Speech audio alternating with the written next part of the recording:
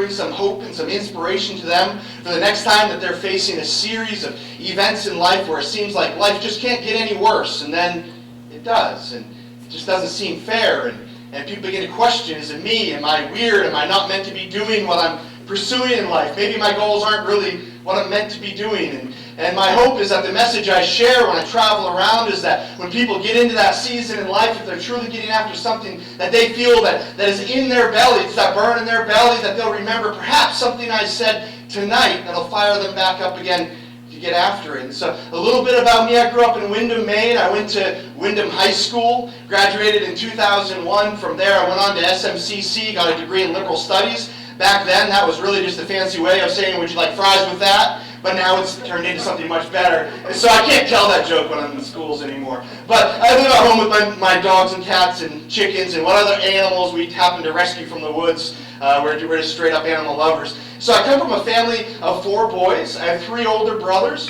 And what was interesting is in my family, my 3 older brothers, it seemed as though they were born with a destination. Like they knew exactly what they wanted to be doing with their life. And so my oldest brother, Donnie, this guy here with the guitar, is just this gifted guitar player. And it seemed like when I was a young man, Donnie just was constantly playing guitar. And he knew what he wanted to be doing. And much to my father's chagrin, because my dad was an engineer, my dad would say, Donnie, what do you want to do with your life? And Donnie would say, I'm going to be a guitar player. And my dad would say, get your head out of the clouds. You can't make money being a guitar player, Donnie. You have other skills. Why not think about being, something great and loyal like a doctor, preacher, dentist, or an engineer? Think of something, anything other than being a guitar player. And as a young boy, I can remember literally laying outside of his bedroom and he'd be wailing on his guitar. And I'd be wondering, okay, we're just going to take him. But what was fascinating is he always knew what he wanted to be doing. My brother Tom was kind of more like my father, but he always knew he wanted to be an entrepreneur, and he always knew he wanted to be a business guy, which really made my father happy. And my brother had this tremendous drive, and throughout all of high school and then throughout his college, he knew where he wanted to be going. He knew what he wanted to be doing. He had this clear destination of where things were headed and what the end of the road looked like for him. And then my brother Michael came along, and Michael, when we were growing up together, we were a little bit closer in age, and Michael discovered the drums at an early age, and now anybody, if any of you have kids in here who are drummers, if you do, I'll pray for you on the way home. But Michael, at a young age, was given one of these round white pads that drummers practice on, and he took that stupid thing everywhere. And my dad used to yell at him because he'd be playing drums on the dashboard, and he'd be playing drums at the dinner table. I can vividly remember my brother exploring the sounds that the different plates made on the kitchen table with his drumsticks. And my dad would say, Michael, what are you going to do with your life? And Mike would say, I'm going to be a drummer. And my dad would say, Michael, you're so good at math. You're so good at math.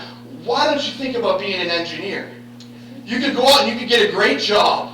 You could have great benefits, and you could provide for your family. Don't you realize, Mike, you're in Maine. You're not going to make it as a drummer. You're not going to make it in the arts. And I grew up hearing this, and it was fascinating for me because my 3 older brothers had such a clear destination of what they wanted to be doing. And meanwhile, people would ask me what I like doing, and I would say, I don't know, I hope someday I'm wealthy, and I like helping people, and I hope maybe I'll have business, and boy, it'd be great if I could get paid to help people. And my dad would look at me and say, David, you're halfway there, but you need to realize you can either make money or you can help people. But you can't do the same things at once. And so as I grew, I began to watch my brothers to see what would happen to them. My oldest brother continued pursuing guitar, and now that's what he does with his life. He just finished up a master's degree in classical composition. He's traveled all over playing guitar. My brother Tom went on to become a successful businessman, which made my father extremely happy. And my brother Michael lives now in Manhattan, and he's a professional percussionist, and that's what he does. In fact, he was listed in the New York Times not too long ago as one of the top up-and-coming musicians in the city.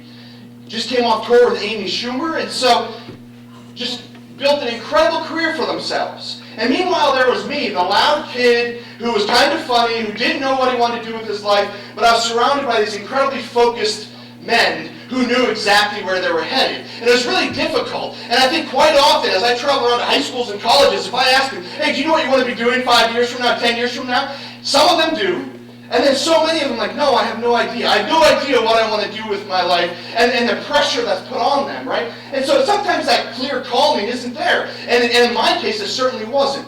right? And it was fascinating watching my brothers as they chose these alternative career paths that people typically never make it in, yet there's so many people doing these things for a living. Like, have you ever realized, like, as often as we talk about the arts not being a viable source of income, how many artists are amongst us? It's fascinating, but that's neither here nor there. So tonight I want to start with a story, though, and it's a true story about a young woman named Elizabeth.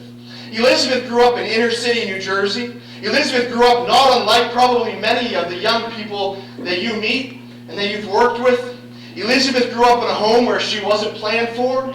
She was a mistake. She was the 8th child out of 5 older brothers and 2 older sisters. And as Elizabeth was growing, her mother wanted her to know that she wasn't planned for. And whenever Elizabeth's mom would look at her, she'd look at her and be reminded of mistakes she'd made in the past. Whenever her mother would look at Elizabeth, she'd be reminded of the faults and everything she'd ever done wrong in her life. And there was Elizabeth, this symbol of all of her mistakes. And the challenge for Elizabeth's mom is she had this image that she wanted to uphold in the community. And really the only way she could think of keeping Elizabeth from everybody else, and everybody else finding out about who she really was keeping Elizabeth locked up and not allowed to venture out in life. And as Elizabeth got older, her mother would try to keep her from going to school, and she'd try to keep her from educating herself out of fear that Elizabeth, if she went forward someday in life and became a success, well, that would just be absolute proof that she could and that her mom was wrong and that she wasn't just a loser and wasn't just someone without a purpose. And as Elizabeth got older, the challenge is the words of affirmation that she got from her mother had nothing to do with the words of affirmation that so many of us have been blessed to get. Her mother would remind her, Elizabeth, you're a loser. You weren't planned for. You're here by accident. I don't even know who your father is. And if I did, I'd never tell you anyhow. She'd hear about how worthless she was. You know, how could she have any worth if she wasn't planned on? If you're just a mistake, then how on earth do you bring any value to this world? She knew she was not wanted because that was evident just by the way that her mother would treat her and talk to her. She also knew that she'd never be good enough to earn her mother's love, or at least that's what she thought. And Elizabeth grew up in a household, and they didn't have very much money, and they all would have to bathe in the same bathwater. And as punishment to Elizabeth, her mother would make her be the 8th person into the bathtub and slide into the bathtub and feel that dirt and grime from her 7 older brothers and sisters. And in the evenings when Elizabeth would try to do her schoolwork, if her mother would find out about it, her mother would lock her in the attic or force her to eat hot peppers in an effort to remind her that she's not meant to be educated because she serves no purpose. She wasn't brought here on purpose, so she certainly has no destination as to where she's headed. What's amazing about Elizabeth and what's amazing about so many young people, though, is inside of her, for some unexplainable reason, was this burn in her belly. There was this clear burn in her belly that for some reason, somehow she knew that she was meant for something better. She was meant for something greater. And this burn in her belly, no matter how often her mom would try to put that fire out, no matter how often her mom would try to tear her down and put her in her place, that burn in her belly existed. And Elizabeth grew up with a dream, and her dream is quite different than what we hear about nowadays with the world of social media, where we can all grow up and dream about having private jets and Rolexes and drive around in Bentleys and these amazing dreams that for most of us will never come true. You see, because with Elizabeth, she had this pretty simple dream, and that was that one day she'll grow up and have children, and her children will never wonder if their mother loves them. You see, sometimes when we think about our goals and our dreams, we think that we have to have these amazing images. We think that we have to do everything that's impressive. We have to do everything that's going to line up with our highlight reel in life so it impresses our friends, forgetting about that for some of us, a simple goal, a perfect goal, is just simply to someday grow up and have a family that never questions if they're loved. As Elizabeth got older, she would tell herself, this is the worst life I'll ever experience. And someday when I get older, I'm going to change it. Lucky for Elizabeth, she had multiple people in her life who would talk with her about the steps she could take. She began to figure out that some of the things she could control was the books that she could read. And so she would sneak books into bed with her at night, and under the covers she'd lay there and try to read books about how to become a better person, and read books about personality skills, and she'd read books about what's possible in life. And she figured out that I can control what I feed my brain. I'm not able to control what people are going to say to me, but I can control how I react to it. Elizabeth began to find people in her community that she could hang around, that would pour into her life positively. You see, in the evenings when Elizabeth's mother would refuse to feed her, luckily for her, next door was a neighbor who would take her in. And that couple would allow Elizabeth to bathe in clean bath water and eat warm meals. And they tell her that she absolutely does have a purpose. And that though life may seem unfair right now, and life may seem so pointless, that there's a point to it all. And throughout Elizabeth's life, as she got older and became a teenager, she began to find more people in her life who would believe in her and pour into her. And undoubtedly, none of them had any idea the effect that they were having on her life. They were just one person in Elizabeth's life. And in Elizabeth's life seemed to be battling something that she just couldn't possibly win. And in the summers, Elizabeth was fortunate because her aunt and uncle would travel down to New Jersey and pick her up, and they'd take her up to the farm that they owned. And on that farm, Elizabeth would be allowed to work and play with the animals, and her aunt and uncle would talk with her about what work ethic is, and talk with her about what's possible in life. And they'd encourage her to be creative, and they'd allow her to dress nice. They'd allow her to grow her hair out, which is something that she so longed for. You see, because with Elizabeth's mother, she didn't believe Elizabeth was supposed to feel good about herself, and so she'd keep her hair cropped short and not allow her to dress nice. And in those summer times with her aunt and uncle, she could grow into the woman that she wanted to be, with that pit in her stomach knowing that at the end of this summer, her car's going to pull into this driveway, and in that car will be my mother who's anxious to take me back home, and that first stop will be the salon where Elizabeth's head and hair will quickly be shaved down short to remind her of her place in life. You see, sometimes in life, the people who should want the most for us hurt us the most. Sometimes the people in life who should want the best for us don't. Sometimes they're the ones who hurt us the most. And as a young woman, Elizabeth would wonder, why would my mother and father not want the best for me? Because sometimes some situations are just unexplainable. Sometimes some evil, there's just no seeming purpose behind it. And as Elizabeth grew, this became evident to her. Other times, the people that should want the best for us just don't know how to. We don't know their backstory. We don't know what they went through. We don't know what things have formed their opinions and their reactions. In fact, I can remember about 12 years ago, I had met this woman named Erin, who's now my wife, and I decided I was going to propose to her. And yes, it was a short proposal because we'd only been dating for about 2 months. And my dad got home one day, and I went to him and I said, "Hey, Dad, I think I'm going to marry Erin."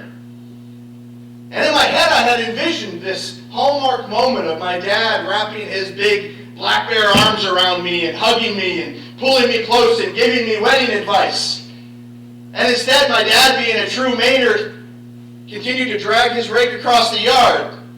And the exact words of wisdom I got during that hallmark moment was, "Yeah, if that's what you want to do."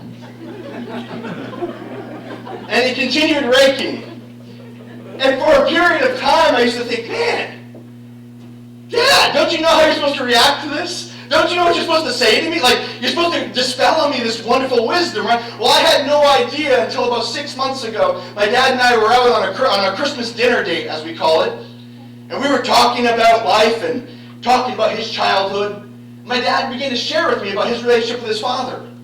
And how his father was never very good at encouraging him. And his father was never really good at saying the right thing at the right time. And my dad then began to tell me, like, "I know you can't imagine this, David, but my dad really didn't know how to encourage me. My dad always wanted to talk about reality and never really wanted to talk about dreams and goals." And I said, "Yeah, Dad, I can't imagine what that's like." But we don't know. We don't know the background, right? Sometimes we don't know what those people have been through. I don't know, do we have any fans of Shark Tank in here? Shark Tank, the television show. Okay, good. So I own my own company. I started about 6 years ago, and back then Shark Tank was really hot. And I did what any entrepreneur does, and I decided that I need to pitch for investment, and I wasn't going to go on the television show. But you see, my mother was very wise, and at a young age, my mother had taught me about mentorship. And so when I was 16, my mother had cut out an article from the local paper where I live, and it was written by this guy in my town who's really, really wealthy. And in this article, this guy had said, I don't understand why more people don't come to me for financial advice, because I'd be willing to coach them. My mother had cut out this article, and so I had written him a letter and asked him if he'd teach me how to become a businessman, and much to my surprise he did, and we began a mentorship relationship. And naturally, 10 years later, when I was starting my own company and I needed an investor, the man that I thought of was the only person I know who owns a jet. And so I called him up and I said, look, I want to sit with you and share with you about this business idea I have. It seems like this Facebook thing is going to be a big deal, and I think there's going to be a lot of companies who are going to need my help. I'd love it if you and I could go into business together. And he kind of was hesitant, but he said, okay, David, that's fine. Bring your business plan over to me and we can meet in a couple days. And so within a couple days, I had to figure out what a business plan was, and then I had to figure out how to write one. But then once I went and met with him, and I sat with him, and I pitched my heart out. And at the end of it, I was shocked to find out that he was willing to partner with me. And he was willing to invest in my company. And I remember driving home that night with literally tears of joy in my eye as I began to think about what my future was going to be. Because my mentor was going to partner with me. Together we were going to rule the world, and I'm going to be rolling around in a Bentley soon. Well, the next night when I was home and rereading his email and thinking about the future, I sent him a video of me speaking. You see, I travel around to a lot of corporations to do social media trainings. So I sent him a video of a recent training I had done, and I said, I want you to check out this video because this is a portion of my business that you're investing in. I think you're going to be really excited to see what I do. And I sent it off to him and went to bed that night with gold in my eyes, picturing him watching this video and realizing how awesome of an investment I was. Well, the next morning I woke up and there was an email from my mentor, this man that I had been so close to since I was 16 years old. And I opened it up and I thought for certain it was going to be accolades about my speaking skills. And as I began to read, it said, David, I watched your video of you speaking. And I was like, oh, here it comes. He loves me. I think you're the worst speaker I've ever seen in my life. Your jokes aren't funny. The video you shared with me, there was a man falling asleep in the front row. And because of this, I don't think I can invest in your company. I don't think you're a safe investment, and you're probably not as good of a businessman as I thought you were. I also don't think my other partners should invest. And with that one email, I lost about $80,000 of funding from my business. And I remember crying tears of sadness and disappointment so quickly. And what was amazing is I could feel my heart growing hard towards this man. Every word I read was a personal offense and another reason as to why I never needed to speak with him again. Because this man clearly didn't know who I was. If he didn't get this, then he didn't need to know me. And for about 9 months we never spoke again, and I had written him off and was about to walk into the gym one day, because back in the day I used to lift things heavier than bags of Doritos. And I was walking into the gym, and there's a phone call, and I saw it was my mentor, and I sent a voicemail because I didn't want to hear what he had to say. And I listened to the voicemail a little while later, and he said, David, I want you to know I'm laying in a hospital bed right now, and I just had a triple bypass surgery, and I'm thinking about your business. He said, I want you to know I still believe in you, and though the words I said may have been really hard, I've noticed you haven't talked to me in a long time, and your relationship is important to me. I get just as much out of this relationship by mentoring you as you get by being mentored by me. And that afternoon I called him back, and we talked about the feedback he had given me. And I began to grow as a person, and I learned a valuable lesson about forgiveness. I learned a valuable lesson of those moments in time when we allow our heart to get so hard towards someone. And it's even almost hard for us to allow our heart to be so bitter because we actually want a relationship. We actually want to forgive that person. We know what the right thing is to do. But boy, they've offended us so bad, we're just going to cut them out of our life. We're both going to lose. How often do we let our hearts just get cold over a single circumstance? Other times we have goals and dreams and we're just telling the wrong people. Right? Some of us may have friends or family that the second we go to them with a goal or a dream we have, they're happy to remind us of all the failures we've ever had. Right? Oh, this is what I want to do with my life. The second you go to them, they're going to remind you that time that you didn't make the soccer team, or the time you fell on the way in, or anything they can come up with, right, to hold you back. Sometimes we're just going ahead and sharing our goals and dreams with the wrong people. You know, when I'm speaking with young people, we call these people haters, right? I've learned to classify haters into 3 different categories. There's the hater who's going to say, why do you think you deserve any better than me? Right? And this is the person you sit down with them, you tell them what you want to do with your life, you tell them that future's looking bright, and they're going to remind you, why on earth do you think you deserve any better than me? Don't you know where you're from? Don't you know all the screw-ups you've had in the past? Why on earth would you think that what you want to do is even possible? Right? Then there's the hater who's going to just remind you that you're never going to reach that goal. Right? So you sit with them, you tell them what you want to do, and they're just more than happy just to be blatant with you. They're kind of my favorite type of hater because at least they're honest. Because the last one is the toughest one. And that's the one that looks you in the eyes and says, absolutely, I believe in you. You can do this. And then when you walk out the door, they're busy telling everybody else that you can. Right? And what's fascinating is so many of these people, so many of these situations where we sit with people who don't believe in us and don't get it. It's not our fault, and oftentimes it's threatening. Right? Your success is proof that it's possible. Right? You moving forward and getting out of a negative situation is proof that it's possible and challenging to them to do the same thing. Believing haters causes doubt, distraction, and delay. Doubt that maybe they're right. Distraction of every time I think about goals or dreams, I'm reminded of all my failures. And delay in that, well, maybe I shouldn't even get after it because every time I have in the past, it just hasn't worked. Other times, we're dealing with the internet tough guys. In today's world, it's absolutely amazing what social media can do, in a positive and a negative.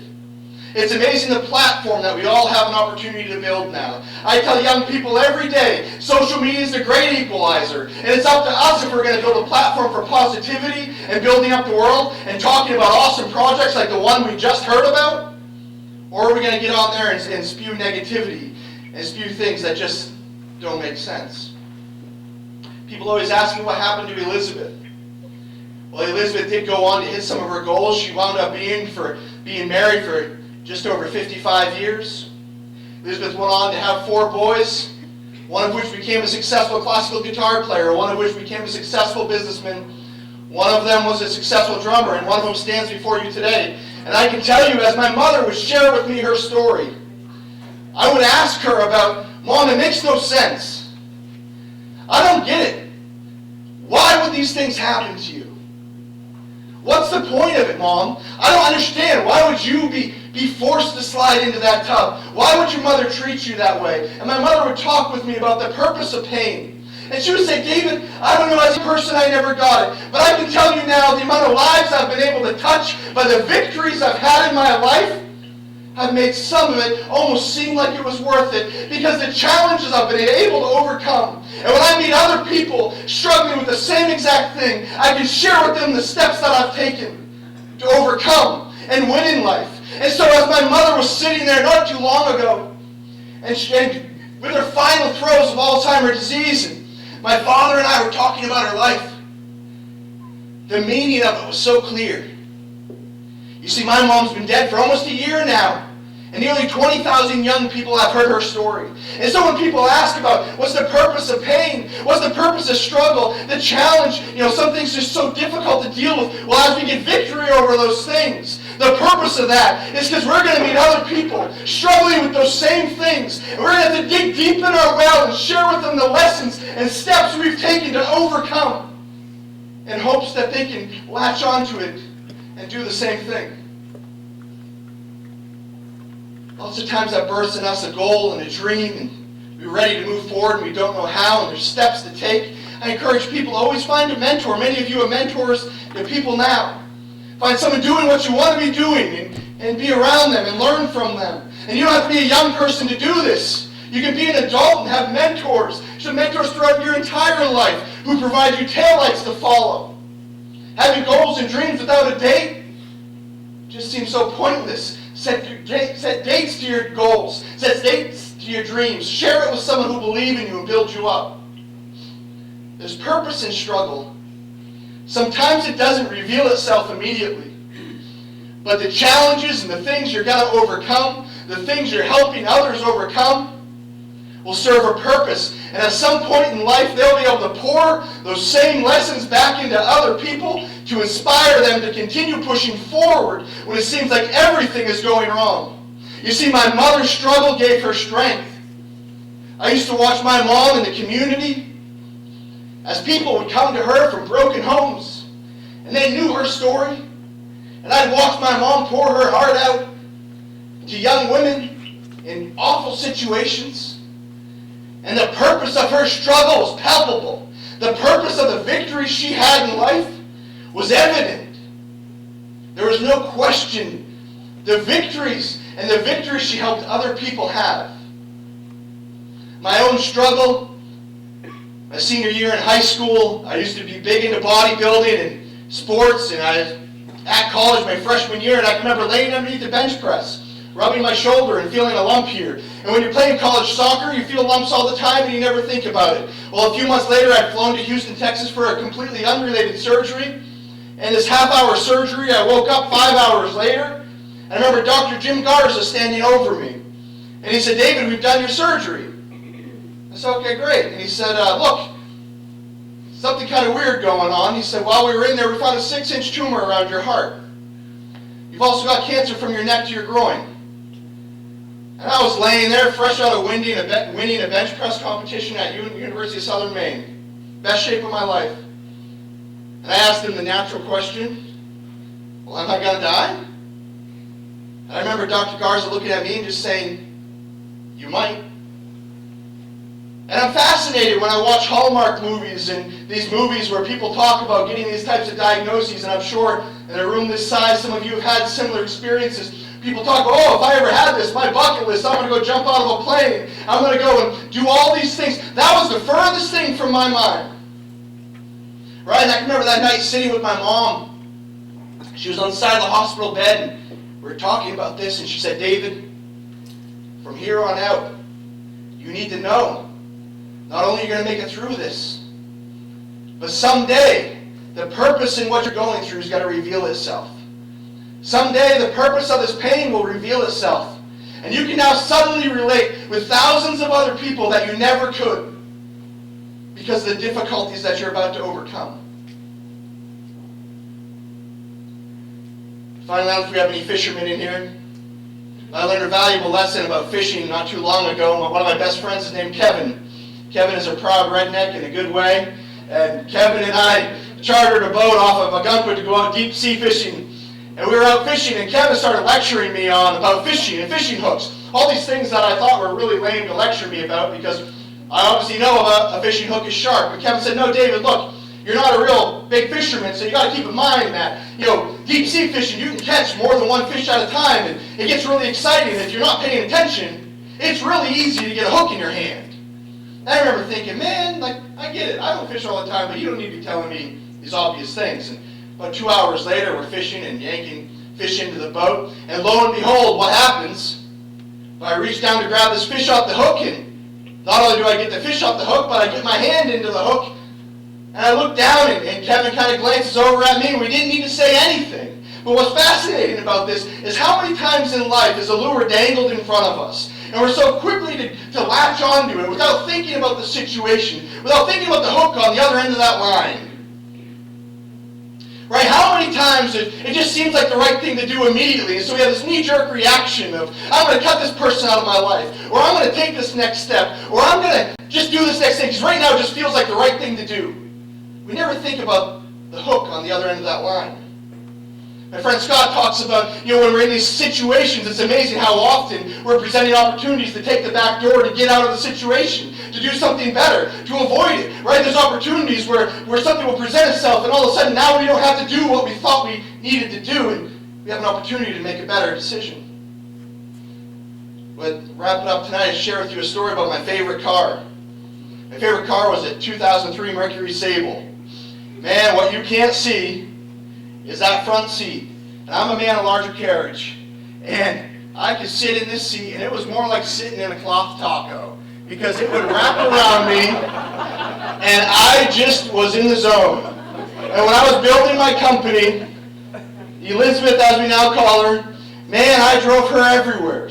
And I can remember driving her to Pennsylvania and sleeping in the front seat before I'd go in and pitch a client, because I couldn't afford a hotel room. And Elizabeth and I, we just had this relationship. Oh, I don't know if you ever had a car you just love, but we just loved each other. And shortly after all these wonderful experiences with the Elizabeth, began to notice some weird things going on, and called my buddy Levi, who's a mechanic, and I brought him over to the car, and I said, Levi, I don't know what's going on, but my car's making some weird noises. So Levi did whatever a mechanic does, and at the end of it, he said, look, you've got an engine compression problem. And he said, winter's coming. I think you should think about getting a new car. Well, I inherited the gift of cheapness from my dad, and I said, I don't need to get a new car yet. It still drives. And he said, no, David, look, you got an engine compression problem. That means eventually your car's going to die, and winter's coming, dude. You need to get a new car.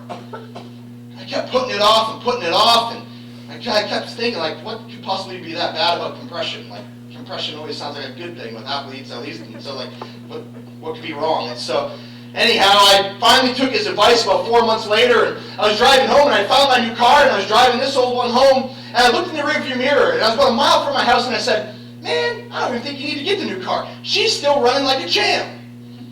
No sooner did I say that than old Elizabeth goes, and we just kind of coasted over to the right side of Haven Road in Windham. And I got out of my car, and man, I knew what was wrong. Engine compression problem. And I was ticked. And so I called my wife, and I was like, Levi was right. Good thing we found that new car. The engine compression just compressed for the last time. She's dead. So we called LKQ, the dump in Standish, and I called them up and said, hey guys, I got a Mercury here with an engine compression problem, but it has a new starter, and well, you know when you're trying to justify to get as much money as you possibly can for a car. I got a new starter, new alternator, 4 tires with air in them, you know, a muffler, and so he's like, okay, great, David, I'll give you $200. I was like, well, that's like a good problem, good car other than this compression thing. And he's like, okay, fine, we'll give you $250. I was like, sold. So we had it towed over to LKQ and went and got my new car, and a couple weeks later I was sitting at home and opened up my Facebook, and I had this message from someone. I opened up and said, is this David Pride? And I said, absolutely. He said, is this the same David Pride with the 2003 maroon Mercury Sable? And I said, yes. And he goes, the same David Pride who sold it to us for $250 about 2 weeks ago? And I said, absolutely. And he goes, why'd you sell it? What's the deal? And I said, oh, well, this thing has an engine compression problem. And he said, David, I don't doubt there might have been an engine compression problem. But the funny thing is, cars don't run well when they don't have gas. I share that with you because sometimes we make these split-second decisions, right? Someone said something in our life, and we use that as an opportunity for a quick out, right? I thought for certain my engine compression had compressed for the last time without thinking of looking at the dash and potentially putting some gas in it. And so I would encourage you, though, in moments in life, we're going to have some facts, we're going to have some confusion. But if you know where you're headed and you surround yourself with good people, you can do just about anything. And thank you so much for the work you guys all do tonight and for having me.